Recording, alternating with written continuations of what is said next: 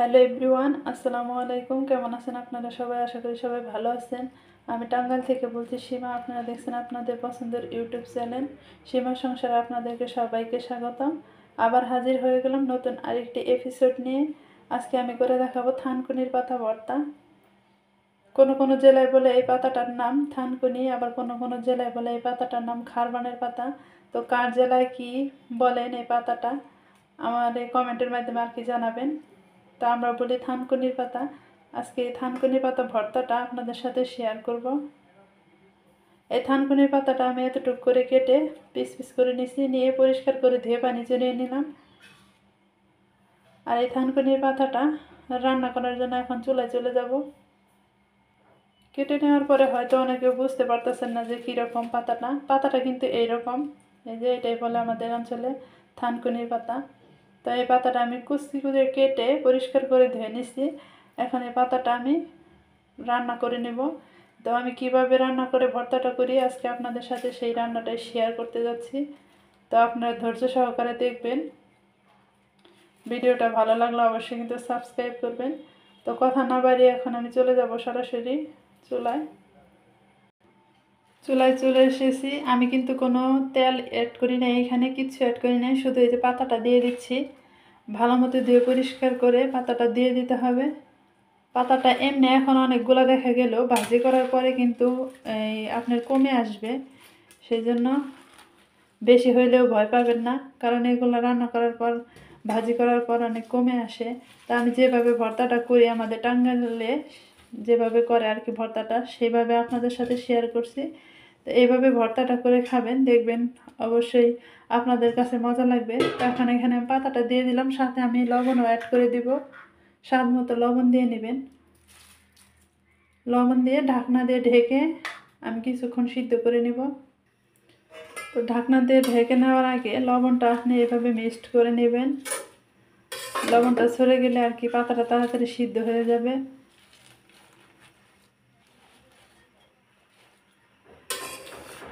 এই পাতা ভর্তা দেয় ভাত কিন্তু অনেক মজা লাগে। আর পাতাটার কালার হবে সবুজ সবুজ। লবণটা এভাবে মিক্সড করে এখন ঢাকনাটা ঢেকে আমি একটু ভাপ দিয়ে নিব আর কি।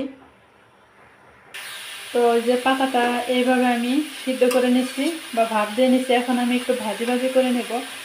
আর এই পাতাটা আমাদের তেল দিলে কি হবে, এই পাতাটা আপনারা পাতায় বাটতে পারবেন না আর কি, সেই জন্য তেলটা দেওয়া যাবে না। তেলটা আপনি চাইলে পরে দিতে পারবেন। এখন আমি পাতাটা এমনভাবে ভাজি করে নিতে হবে যে পাতার গায়ে কোনো যেন পানি না থাকে।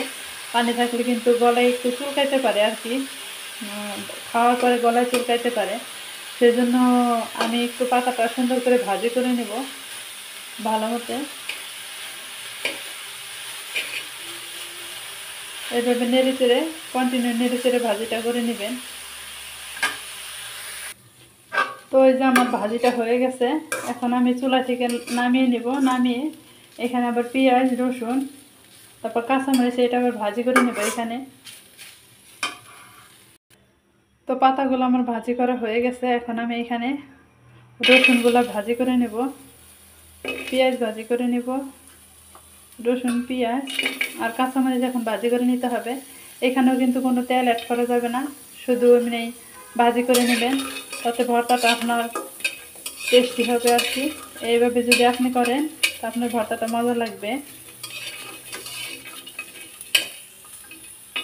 দিয়ে দিলাম কিছু রসুন কুচি, রসুনের রোয়া আর কি, আর দিয়ে দিছি একটা পেঁয়াজটা আমি মাঝখানে কেটে 4 পিস করে নিয়েছি। আর সাথে দিয়ে দেবো কাঁচামরিচ। আর এই কাঁচামরিচগুলো কিন্তু ভাজা কাটার এই যে এক কোনা দেয় এইভাবে ফোটা করে নিচ্ছি, যাতে ভাজি করার সময় এটা ছিটকে না শরীরে আসে, সেই জন্য আর কি নিয়ে নিচ্ছি এইভাবে। তো আপনারা এইভাবে করে নেবেন, সাবধানে কাজগুলো করবেন। এখন এই মরিচ রসুন পেঁয়াজ আমি একটু ভাজি করে নেব। আর যে কোনো ভর্তাতে ঝাল হইলে কিন্তু ভালো লাগে, ভর্তিতে ঝাল না হলে মজা লাগে না।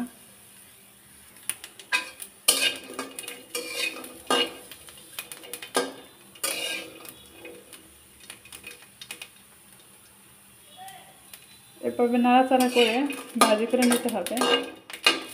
বেশি সময় নিয়ে আমি ভাজি করব না।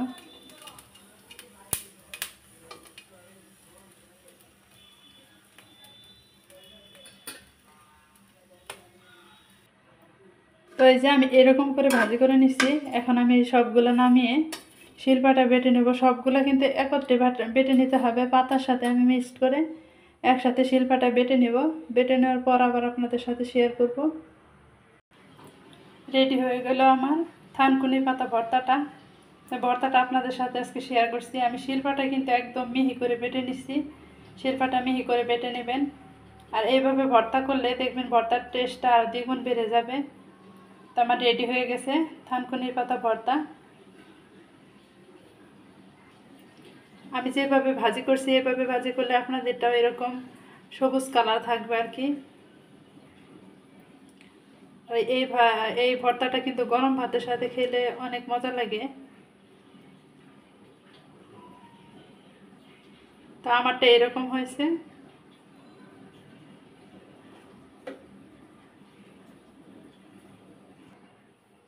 ভিডিওটা ভালো লাগলে অবশ্যই কিন্তু সাবস্ক্রাইব করবেন, আমার চ্যানেলের সাথেই থাকবেন। সবাই ভালো থাকবেন, সুস্থ থাকবেন, সবাই আমার পরিবারের জন্য দোয়া করবেন।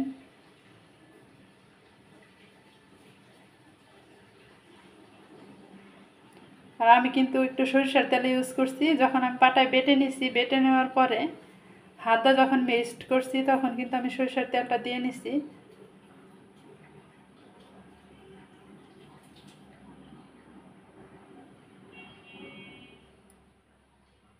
আজকের মতো এই পর্যন্তই।